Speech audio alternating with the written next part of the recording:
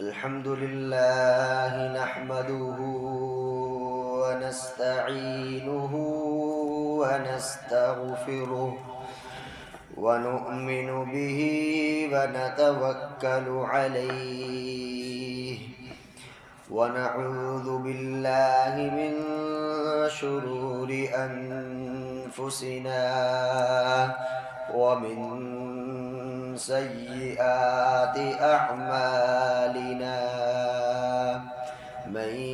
يهده الله فلا مضل له ومن يضلله فلا هادي له ونشهد أن لا إله إلا الله وحده لا شريك له ونشهد أن سيدنا وحبيبنا وشفيعنا ومولانا محمدا صلى الله عليه وسلم وعلى آله وأصحابه وأزواجه وأتباعه وذرياته ومن تبعهم بإحسان إلى يوم الدين أما بعد فأعوذ بالله من الشيطان الرجيم بسم الله الرحمن الرحيم يا أيها الناس اتقوا ربكم الذي خلقكم من نفس واحدة وخلق منها زوجها وبث منهما رجالا كثيرا ونساء واتقوا الله الذي تساءلون به والأرحام إن الله كان عليكم رقيبا وقال تعالى في مقام آخر ولتكملوا العدة ولتكبروا الله على ما هداكم ولعلكم تشكرون وقال النبي صلى الله عليه وسلم للصائم فرحة عند إفطاره وفرحة حين يلقى ربه وقال النبي صلى الله عليه وسلم من لم يشكر الناس لم يشكر الله أو كما قال عليه الصلاة والسلام صدق الله العظيم وصدق رسوله النبي الكريم ونحن على ذلك لمن الشاهدين والشاكرين والحمد لله رب العالمين قال رب اشرح لي صدري ويسر لي أمري واحلل عقدة من لساني يفقه قولي اللهم صل على سيدنا ومولانا محمد وعلى آل سيدنا ومولانا محمد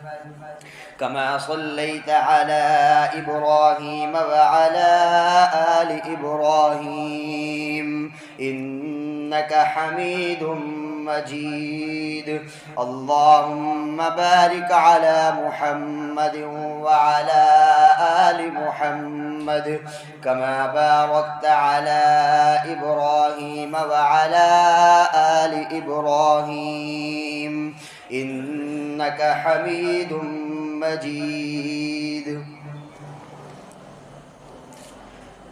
خاک مجھ میں کمال رکھا ہے، اے خدا تو نے سنبھال رکھا ہے، میرے عیبوں پہ ڈال کے پردے مجھے اچھوں میں ڈال رکھا ہے، کر کے اپنے دامن سے وابستہ ہر مصیبت کو ٹال رکھا ہے، میں تو کب کا کٹ گیا ہوتا، اے اللہ تیری رحمتوں نے پال رکھا ہے۔ معزز سامعین، اللہ رب العزت کا بہت کرم ہے، احسان ہے، انعام ہے، نوازش ہے کہ اللہ رب العزت نے ہمیں رمضان المبارک کا بابرکت مہینہ عطا فرمایا، اور اس کے اندر اللہ تعالیٰ نے ہمیں اپنی عبادت کرنے کی توفیق عطا فرمائی، اللہ تعالیٰ نے ہمیں روزے رکھنے کی توفیق عطا فرمائی، اللہ تعالیٰ نے ہمیں تراویح پڑھنے کی توفیق عطا فرمائی، اور بھی اللہ تعالیٰ نے ہم سے عبادت کروائی، توفیق عطا فرمائی۔ اس پر ہم اللہ کا جتنا شکر ادا کرے اتنا کم ہے۔ میں نے آپ کے سامنے خطبے کے اندر ایک حدیث مبارکہ پڑھی، نبی کریم صلی اللہ علیہ وسلم نے فرمایا للصائم فرحتان، فرحة عند افطار وفرحة حين يلقى ربه۔ نبی کریم صلی اللہ علیہ وسلم نے فرمایا کہ روزے دار کے لیے دو خوشخبریاں ہیں، روزے دار کے لیے دو خوشخبریاں ہیں۔ ایک خوشخبری روزے دار کے لیے اس وقت ہوتی ہے جب وہ افطار کرتا ہے، اور دوسری خوشخبری روزے دار کی اس وقت ہوگی جس وقت وہ اپنے رب سے ملاقات کرے گا۔ حقیقی خوشی اور جو صحیح معنی میں خوشی ہے، وہ خوشی تو وہی خوشی ہے جب مسلمان بندہ اپنے رب کے سامنے پیش ہوگا اور اپنے رب سے ملاقات کرے گا۔ حقیقی خوشی وہ ہے۔ اللہ تعالی ہم سب کو یہ حقیقی جو خوشی ہے وہ نصیب فرمائے۔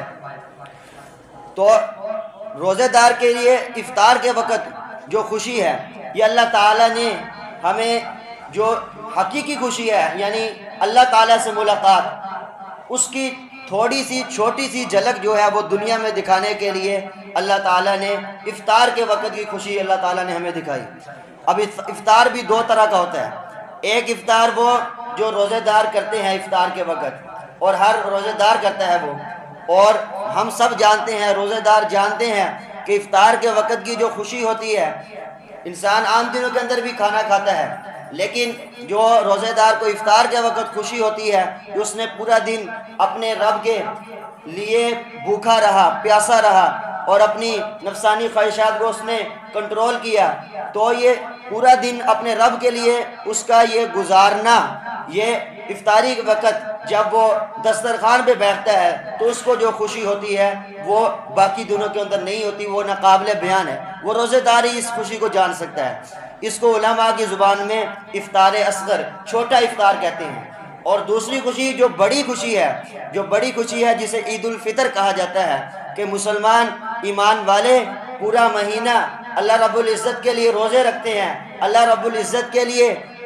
عبادات کرتے ہیں، تراویح پڑھتے ہیں، پورا جو اس نے مہینہ اپنی خواہشات کو قربان کیا، کھانے پینے کو قربان کیا، تو اللہ تعالیٰ عید الفطر کے دن، فطر کا معنی ہی افطار سے ہے۔ فطر کا معنی افطار سے، افطار کا مطلب کہ کھانے پینے کا دن۔ اللہ تعالیٰ نے یہ ایک قسم کی دعوت لکھی ہے مسلمانوں کے لیے کہ مسلمان اس دن کھائے پیے، خوشی منائے۔ جنہوں نے اللہ تعالیٰ کے لیے پورا مہینہ عبادت کی، اس کے لیے اللہ کے لیے اپنی عبادات کی، تو اب عید الفطر کے دن ان کا یہ عید الفطر افطار کا دن ہے، اسے افطار اکبر کہتے ہیں۔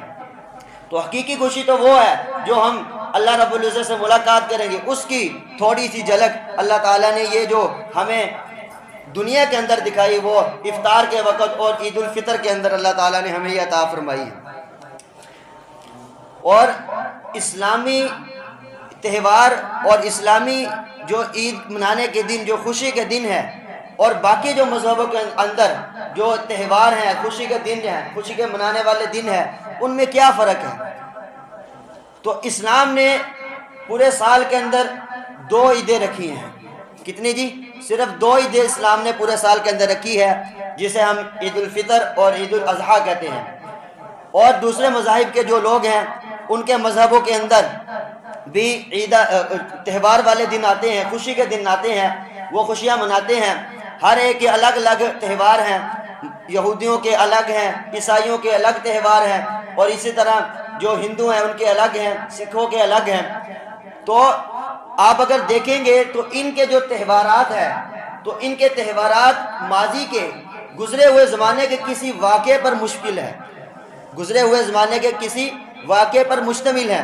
جیسا کہ آپ دیکھیں، ہم غور کریں تو عیسائی جو 25 دسمبر کو کرسمس کا موقع پہ خوشیاں مناتے ہیں، اس کی بنیاد کیا ہے؟ اس کی بنیاد ان سے پوچھی جائے تو وہ یہ بتاتے ہیں کہ حضرت عیسیٰ علیہ السلام کی 25 دسمبر کو ولادت ہوئی تھی، اس لیے ہم یہ خوشی مناتے ہیں. حقیقت میں وہ یہ نہیں ہے، انہوں نے اپنے ذہن کے مطابق یہ بنا لیا. تو یہ ماضی کا ایک واقعہ، حضرت عیسیٰ علیہ السلام کی ولادت، اس کی خوشی کے اندر وہ کرسمس کا دن منا رہے ہیں. اسی طرح یہودی جو اپنے تہوارات مناتے ہیں تو اپنے تہوار کے اندر وہ یہ کہتے ہیں کہ جب اللہ تعالیٰ نے حضرت موسیٰ علیہ السلام کو فرعون سے نجات دی، فرعون کو غرق کیا، تو اس دن جو خوشی منائی جاتی ہے وہ دن ہے جس دن یہودی خوشی مناتے ہیں. تو اسی طرح دوسرے جو مذاہب کے لوگ ہیں وہ خوشی جب مناتے ہیں تو ان کے کوئی نہ کوئی ماضی کے اندر کوئی واقعہ مشتمل ہے، اس کے اوپر وہ خوشی مناتے ہیں. اسلام کے اندر یوں نہیں ہے. اسلام کے اندر جو خوشی کا دن منایا جاتا ہے، جسے عید کہا گیا ہے، وہ کسی ماضی کے واقعے پر مشتمل نہیں ہے کہ ماضی میں کوئی واقعہ ہوا اس کے نتیجے کے اندر ہم وہ خوشی منائیں، بلکہ اسلام نے ہر سال کے اندر 2 موقع ہمیں عطا کیے، 2 موقع کہ ہر سال وہ واقعہ آئے گا، ہر سال ہم اس واقعے سے گزریں گے، اس کے بعد ہمیں وہ اللہ تعالیٰ عید کی خوشی کا دن عطا فرمائیں گے. آپ دیکھیں کہ پہلے رمضان المبارک کا مہینہ آتا ہے، عید الفطر جو منائی جاتی ہے اس سے پہلے رمضان المبارک کا ایک مبارک مہینہ آتا ہے. اس کے اندر ہر مسلمان ایمان والا اللہ رب العزت کے آگے عبادت کرتا ہے، اللہ رب العزت کے آگے سجدہ ریز ہوتا ہے، روزے رکھتا ہے، تراویح پڑھتا ہے. اس کے نتیجے میں عید الفطر آتی ہے، اس کے نتیجے میں اللہ تعالیٰ فطر کا دن عطا فرماتے ہیں، خوشی کا دن عطا فرماتے ہیں. اسی طرح عید الاضحیٰ جو ہے اس کے اندر بھی اللہ رب العزت واقعہ پیش آیا کہ ہم نے واقعہ اس کے اندر سے سارے گزرتے ہیں، ماضی کا کوئی واقعہ نہیں، بلکہ اس سال پیش آنے والا جو حج کا موقع ہے، اس کے اندر حج کے موقع کے اندر سب سے بڑا اس کا جو رکن ہے وقوف عرفہ 9 ذی الحجہ کو ادا ہوتا ہے، اور اسے اگلے دن 10 ذی الحجہ کو اللہ رب العزت ہمیں عید کا دن عطا فرماتے ہیں. تو یہ اسلام کی یہ جو طریقہ ہے عید منانے کا، تہوار منانے کا، وہ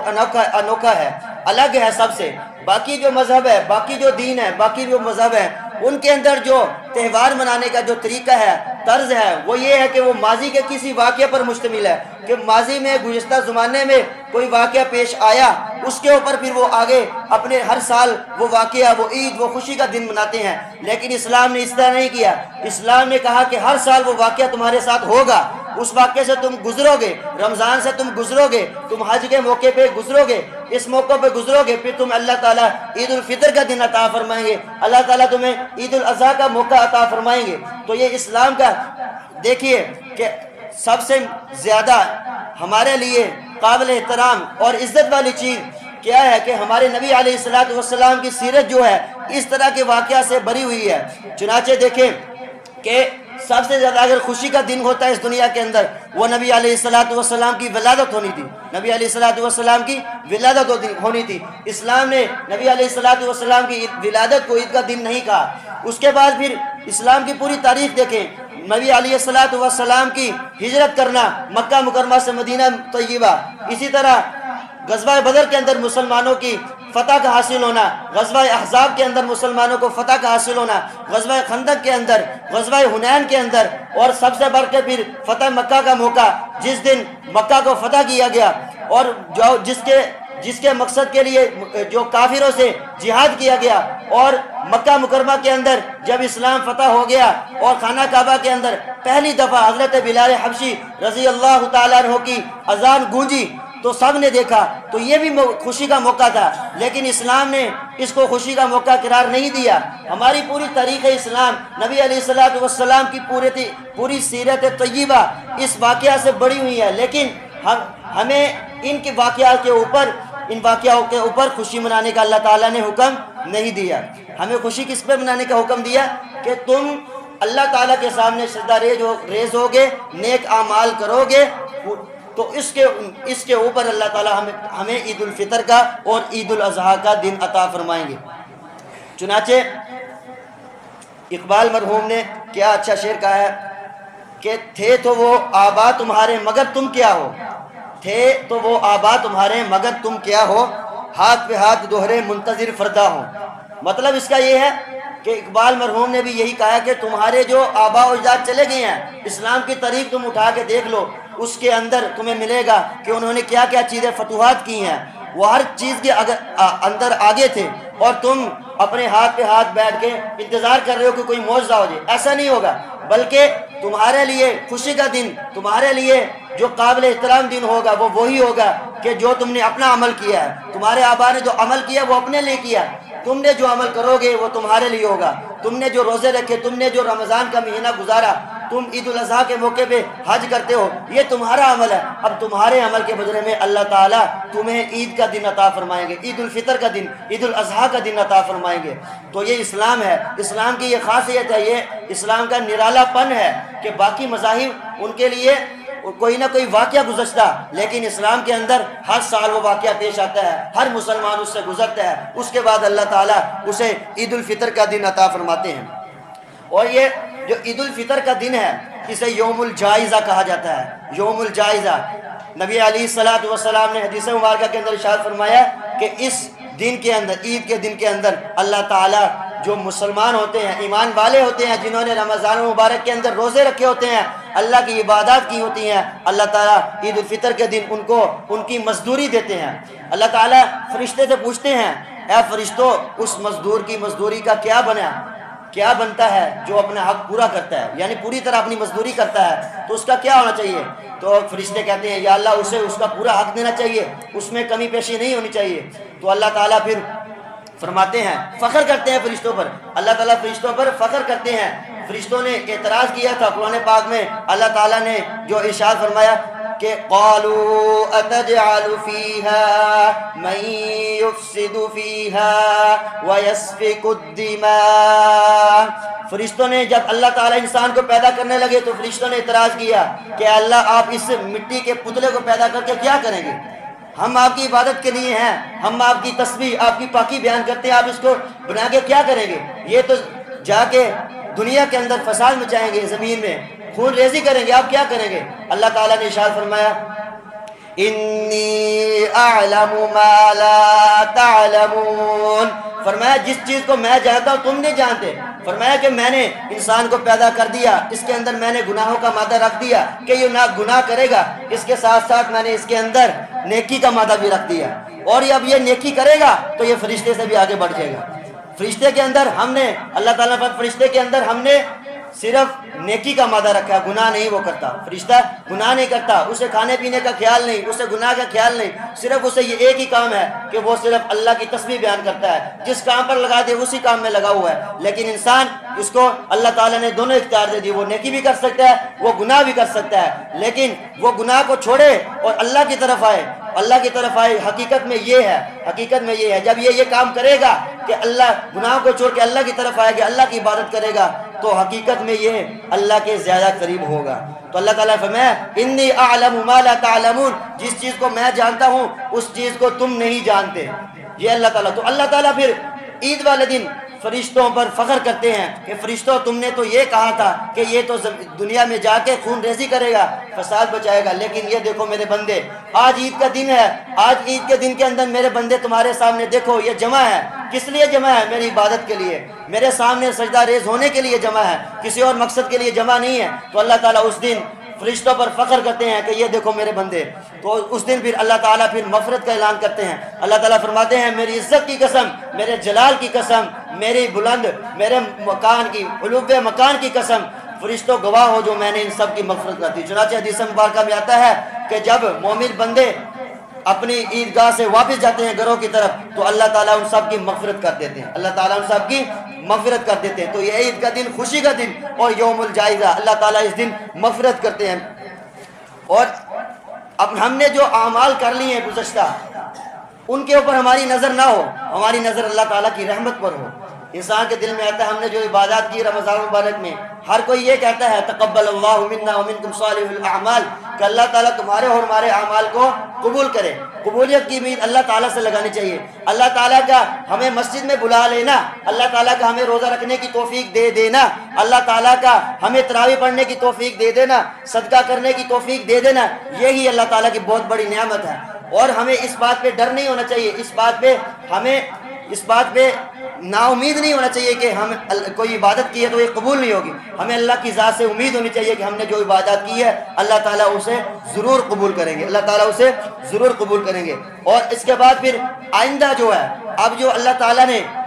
ہمیں معاف کر دیا، مغفرت کر دی، سب کو یہ امید ہے عید کے دن میں اللہ تعالیٰ ہماری مغفرت کریں گے۔ اس کے بعد ہمیں چاہیے کہ ہم اپنے دلوں کو زنگ نہ لگائیں، گناہوں کے زنگ نہ لگائیں۔ جس طرح اللہ تعالیٰ نے ہمیں پاک کر دیا ہے، ایک صاف کپڑے کی طرح، صاف کپڑا ہو سفید، اس کے اوپر ایک داغ لگے دور سے نظر آتا ہے کہ یہ داغ لگا ہوا ہے،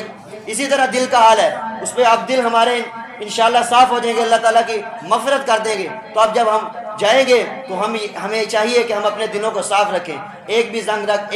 لگ گیا، ایک بھی گناہ لگ گیا تو دل ہمارے سیاہ ہونا شروع ہو جائے گا۔ تو ہمیں چاہیے کہ ہم مستقبل میں آئندہ زمانے کے اندر بھی جن چیزوں کا رمضان مبارک کے اندر اہتمام کرتے تھے، انہیں چیزوں کا ہم بعد میں بھی کریں۔ رمضان مبارک کا مقصد، روزہ رکھنے کا مقصد، طاق رکھنے کا مقصد، لیلۃ القدر کا مقصد، پورے رمضان کے لانے کا مقصد اللہ تعالیٰ کا ایک ہی مقصد ہے کہ جو میرے بندے 11 ماہ دنیا کے اندر گزار دیے، دنیا کے اندر لگے رہے، لیکن یہ رمضان مبارک کے مہینے کے اندر میرے قریب آ جائیں۔ اصل مقصد انسان اور جنوں کو پیدا کرنے کا اصل مقصد قرآن پاک میں اللہ تعالیٰ نے جو ارشاد فرمایا وَمَا خَلَقْتُ الْجِنَّ وَالْإِنسَ إِلَّا لِيَعْبُدُونَ، اللہ تعالیٰ نے فرمایا انسانوں اور جنوں کو پیدا کرنے کا مقصد میرا ایک ہی مقصد ہے، إِلَّا لِيَعْبُدُونَ، کہ وہ میری عبادت کریں۔ تو اصل مقصد عبادت کرنا ہے، اللہ تعالیٰ کے قریب ہونا ہے۔ تو اللہ تعالیٰ نے ہمیں رمضان مبارک کے اندر اپنے قریب کر لیا۔ اب دیکھتے ہیں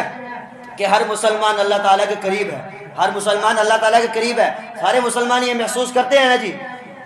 ایک بزرگ مولانا فضل الرحمان گنج مراد آبادی رحمۃ اللہ علیہ فرماتے تھے، جب وہ حضرت مولانا اشرف علی تھانوی رحمۃ اللہ علیہ کے پاس جاتے تھے